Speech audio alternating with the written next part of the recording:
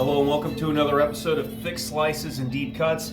On this evening's show, I will be discussing the discography of a supergroup out of England, or at least out of the UK, known as Frost.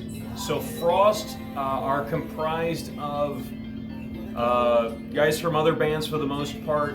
John Mitchell, the guitarist, who also sings a little bit, he's in Arena, big neo-prog band out of the UK. Also a band called It Bites, which I'm vaguely familiar with, but they're pretty good too. Also, he's in a band called Kino with Pete Troavis of Marillion, and Lonely Robot as well. So he's the guitarist, but also probably the main guy is Jem Godfrey, who's the primary vocalist and the keyboard player. And Jem isn't necessarily in any other bands, but he is for his day job, so to speak, he is a producer and a songwriter for pop artists. So he's the guy that's trying to write tunes that somehow in 3 minutes will be so catchy that the mainstream will hear it on the radio and love it.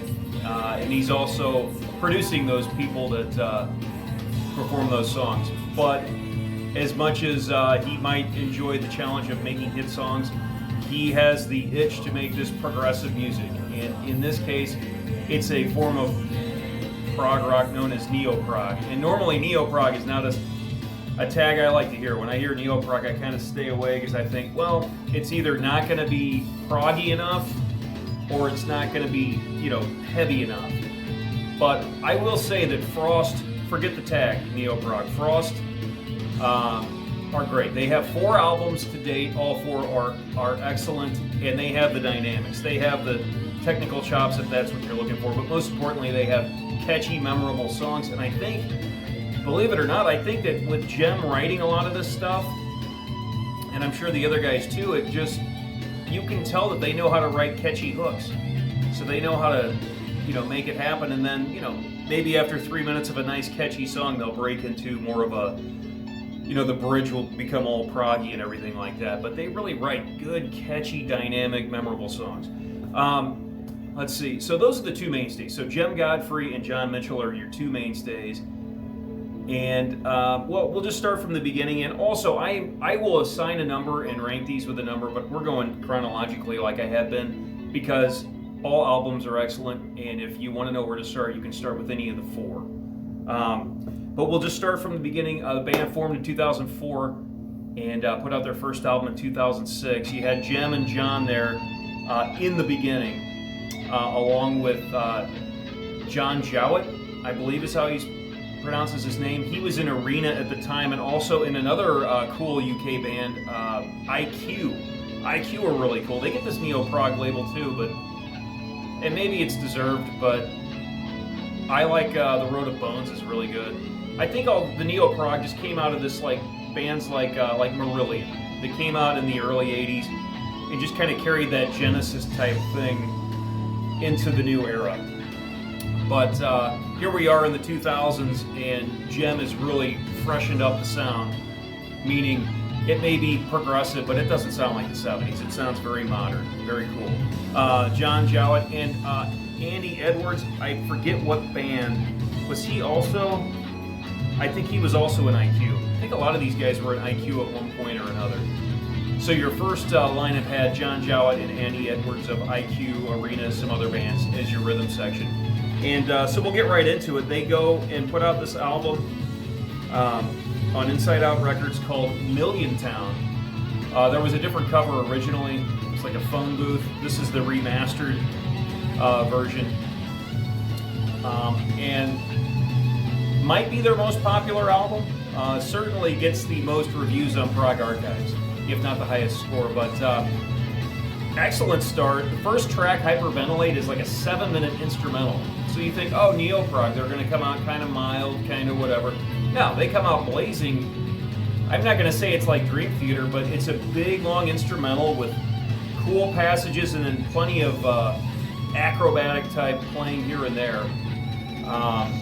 And so you're kind of like going, wow, I've never, I did not expect that from this band. Also, we're finishing up Black Light Machine in the background. That's track 4 of only 6 on here, and the reason there are only 6 tracks at 59 minutes, I think, is because the title track Million Town is like 25, 26 minutes long, and that's the highlight of the album. I think Hyperventilate is also a highlight. Blacklight Machine is excellent. Snowman is mellow, but it's nice. A couple of tracks, No Me, No You, and The Other Me are fine, maybe a little bit more straightforward. But a strong debut, which is bizarre that I'm personally going to mark this as my number 4 of the 4, but a great place to start. A lot of people would say this is their classic album and their favorite one. So, if you connected with this in the beginning and this was the only thing they had at the time, you probably have an affinity for it for sure. And it was not my first album to listen to, but I think it was my second. And I do enjoy it quite a bit. And I don't think it's their weakest of the 4 albums. It's maybe just the one I connect with the least. Maybe it's because while Million Town is a great 25, 26 minute song, there are really only 3, maybe 4 songs on here that I get into just because it's only 6 songs. But I don't know. I could rank it third. I could rank it higher for sure. So their debut, Million Town, from 2006 on Inside Out Records, coming in at number 4. And also, I shouldn't be surprised that they do have those chops, those technical chops, because Jem Godfrey played keyboards on the road with Joe Satriani at one point. If it's anything like I've seen, I saw Joe with Marco Miniman and Brian Beller, and they were like a 3-piece out there jamming, but behind the stacks of speakers, you could see the keyboard player kind of hidden. So he's not really part of the band on stage per se, but he's in there, adding some stuff here and there. And I guess that's what Jem was doing at one point in time. So obviously Joe Satriani could tell that he had the skills to do that. I think it was for some G3, one of the G3 tours. But so there you go. Coming in at number 4, their debut from 2006. Could be somebody's number 1. Certainly higher than 4, but I don't know. That's why I don't care about these rankings. We're going chronologically. But there you go. From 2006, their debut, Million Town. Okay. Vocals sound slightly different, but still very similar, and that's because this song's called Falling Down, and it's from their sophomore release, Experiments in Mass Appeal, coming out in 2008. So this is their the follow-up to Million Town. This time they brought in someone named Declan Burke to do guitars and a main chunk of the vocals here. And you can tell it's not Jem or John when he sings, but man, he is pretty close to how they sing. All these guys, when they sing, they sound pretty similar. It's kind of like the old Pink Floyd in the early days. When David Gilmour or Rick Wright sang, you're like, wait, is that Rick? Is that Dave? Even Roger Waters to some extent early on. So they have this going here with Declan on vocals. I believe that you still have John Jowett and Andy Edwards as your rhythm section. I think John Boyce, there was this, they were a 5-man band on the first album. There was a guy named John Boyce that did some guitar work as well. 5-man band here, the only difference is you've got Declan Burke in now, and he's doing the majority of the vocals. A lot of people would rank this as their 4th, or at least, not that it's a bad album, but they would usually say this is their lowest ranking album. And I can see that. You got a kind of a different vocal style, but this was the first album I got from them, and so that connection with the album. First track, the title track's excellent. Welcome to Nowhere's cool. Pocket Sun, Busy. It's the other thing, these songs are technical. Salene's okay, it's a little more chilled. Dear Dead Days is great, and it goes seamlessly right into this song, Falling Down. A really nice, if you can believe this, a 1 minute, 1 second quiet track called You, I, which goes into Toys, which is a really catchy, I bet Jem wrote it. It's a 3-minute catchy one. It's got good pace to it, catchy hooks. It's called Toys. And then the last track's called Wonderland. And that's a really one of the best songs on here too. If you can wait through about the first minute and a half or 2 minutes of the quietness, it continues to build, but once it gets going, it's great. There's like a hidden track at the end of it. So the song itself is maybe 6.5 minutes. And then there's like another, I don't know, 8-minute song that's not labeled here, but when I listened to it on the Amazon Music, it's split into a 10th and final track called The Secret Song. So there you go, you get The Secret Song, which is mellow and it's cool too. But I think this is probably definitely the more classic of the two albums. But this one just, I don't know, I just have a connection or an affinity to it more. And plus I'm liking the title track, Welcome to Nowhere, Pocket Sun, Dead Days, Falling Down, Toys, Wonderland, I don't know. And the songs I didn't mention are fine too. So, and by the way, all these albums, if you get the ones without the bonus tracks, all these albums are in the 50-minute range. This one's like 59, this one's like, I don't know, 53, something like that. So that's generally the length of album. So I'm going to put this one at number 3 for today, and that would kind of close out the first half of Frost's career. So they put this out, and then and I don't own it because it's a little expensive. I don't know if it's necessarily hard to find. It's just because it's a little harder to find, it is expensive if you actually pull the trigger on Discogs to purchase it. But it's called the Philadelphia Experiment. I'll put a picture up. But I guess they came over and did a festival in Philadelphia. Don't know if it was Near Fest or if it was something else. But anyway, they came over with this lineup, this early lineup with Declan Burke on vocals.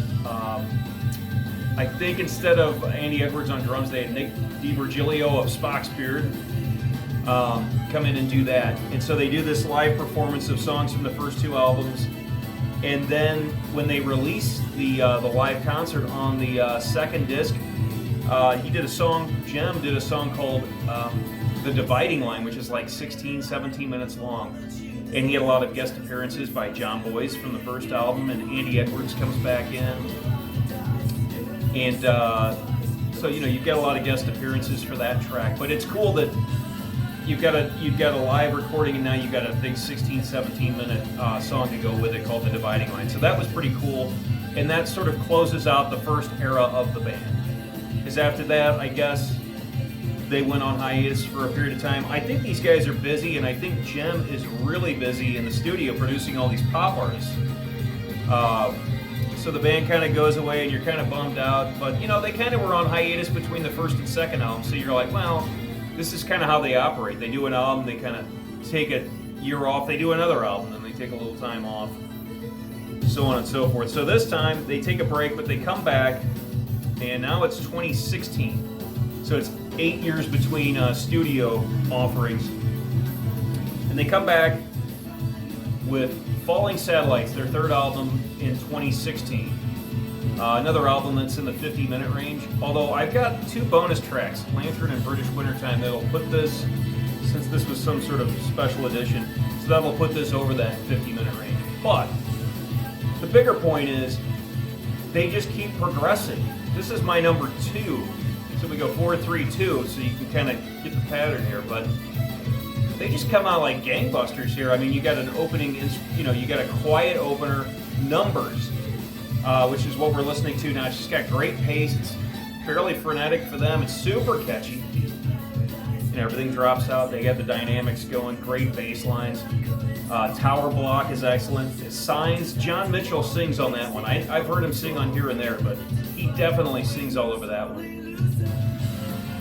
Lights Out, I think Jem brought in a vocalist from his, the world of pop, because that song is great, and it's got that clever little proggy thing, but it really plays more like a pop song, like what we should be hearing on the radio these days. That's a really cool song. And then you go into Heartstrings, which is a lot cooler than you would think based on a title called Heartstrings. Closer to the Sun is cool, and this is where Joe Satriani, of all people, makes a guest guitar solo appearance due to his connection with Jem from, I guess, that one of those G3 tours where Jem was a session keyboard player. Then it's still strong to the end, but the Raging Against the Dying of the Light blues in 7/8 is all over the place. That's probably as prog as it gets. I don't think they're writing a clever, poppy, catchy song there at all. I think it's pretty much out there and progged out. The next track, Nice Day for It, brings back themes from Heartstrings, I believe. And then Hypoventilate, not to be confused with Hyperventilate from the first album, is no drums. It's almost plays like ambient or atmosphere. And then it closes with another First Day opened it, Last Day ends it. Last Day's a lot longer, but still very somber, subdued, no drums, piano. Nice way to close it out. Mine's got a couple of bonus tracks, but for the most part it's 11 tracks, 50 something minutes. Really good. The difference here in the lineup too, different lineup for the rhythm section. You still got Jem and John, but you've got Craig Blundell, who's the drummer. I'm trying to think where I first noticed him was Steven Wilson. He was on the Steven Wilson Blu-ray I got. I guess he's at Royal Albert Hall, I think. It's for the To The Bone tour. Anyway, Craig's on there. He's awesome. I even saw him less than a year ago as the drummer for Steve Hackett when Steve came through town playing mostly 70s Genesis and some of his solo stuff. And Craig was there too. So that's cool. Nathan King is the bass player now. I'm not familiar with what bands he may have been in the past, but by the way, these guys were playing some live shows in the early incarnation of the band up until they had a definite hiatus about 2010 or 2011. So these guys had played a few live shows with Frost before the big hiatus, but they're definitely back here. Just a strong album, super catchy. It just seems like the band's just, whatever the sound of Frost is, they're just dialing it in even better, or they're adding to it, whatever it is. But every time I get a release from these guys, it just seems like they've outdone the last album they did. So there you go. Coming in at number 2, a great album from 2016, Falling Satellites. We're hearing the title track from their most recent album from 2021, Day and Age, the number 1 album. I think it was like my top 5 from the 2021 year in review. It was a top 5. It might have been 4th or something. But this song is so catchy. Every song on here, just hit play and let it go. Terrestrial's great. Waiting for the Lie. If we go past this, you'll hear that. Great drum solo type thing at the end of the song by Darby Todd. So they have a session drummer or 3 on this album. So Craig, too busy. He's working with Steven Wilson. He's out there with Steve Hackett. Who knows what other projects he's involved in. So he wasn't part of the band for this recording session. So they bring in Pat Mastelotto from King Crimson to do some tracks. Another guy I've never heard of, but they bring in this guy Darby Todd, and he kills it on Waiting for the Lie. I met him at a Martin Barr Jethro Tull show about a year ago, and I could just tell he was like a prog metal guy. I said, "You're killing it out there. Anything else you're doing?" He's like, "Yeah, I'm in Devin Townsend live, and he's on here." I saw him on a Charlie Griffiths of Haken solo album, and now that I'm aware of who he is, I keep seeing his name pop up. He's in some Swedish prog band called Kaipa where Per Nilsson's in. So when they're not playing all their prog metal, they're playing for that band. But anyway, Darby Todd. Let's see, Waiting for the Lie, The Boy Who Stood Still, Island Life, Skywards. I think John Mitchell sings in parts of that. Kill the Orchestra is great, and it even harkens back to the melodies in this title track. And then it finishes with Repeat to Fade, which John Mitchell definitely sings on that one.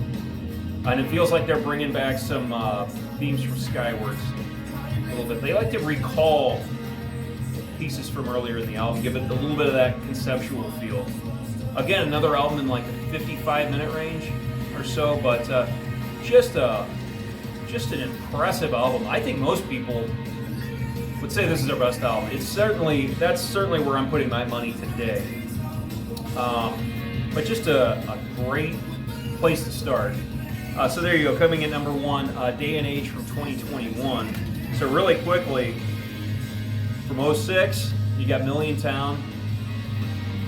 For my money, it gets a little bit better here in 08 with their second album, Experiments in Mass Appeal. And then you move forward after a hiatus, 2016 and Falling Satellites at 2, and then 2021 with Day and Age. Let's see, a few other things. Oh, I should have mentioned this. It was released sort of in 2019, definitely in 2020. But Jem got and John, they got Craig Blundell and the old drummer Andy Edwards and Nathan King, and they did an EP called Others, which was, they were leftover tracks from the Falling Satellite sessions. And that's like 6 songs, 30-something minutes. First 3 tracks are pretty fast. The last three tracks are fairly slower, subdued to some extent. But that's cool. But I realized you can't buy a physical copy of it. It was just a digital release. But then later in 2020, they released this awesome box set, but it's in the form of like a book. And it's called 13 Winters. And I would love to buy it, but I think the cheapest one I can find is still over $100. And I would only be getting it because it has all of the Philadelphia Experiment, that live session with The Dividing Line, which is on like the Odds and Ends CD, and a couple of other tracks that were released along the way. But it has the Others EP as part of that, and it has, Million Town remastered this version. I don't have the remastered version of Experiments in Mass Appeal, but that's on there, and that's probably why I really enjoyed this in the reviews, because the remixed and remastered version really brings the music even more to life than I recall back in '09 or whenever I first heard the band. It's got Falling Satellites, it's got Falling Satellites instrumentals on one disc, and it's got Falling Saddle Live, where they play the album pretty much in its entirety live. So if you like this album, it's all over that 13 Winters book box set. I'm trying to think what else. That probably covers everything regarding Frost. Like I said, this was going to be a shorter episode just because they really only have the 4 albums, and the box set that they released at the end of 2020 pretty much covers everything else, like the live performances and the odds and ends tracks, like the Dividing Line and the leftover Others from the Falling Satellite session. Not to mention that the albums are all remastered. So that, I think, is going to do it for this episode. But there you go. So thank you for watching, and I will see you next time.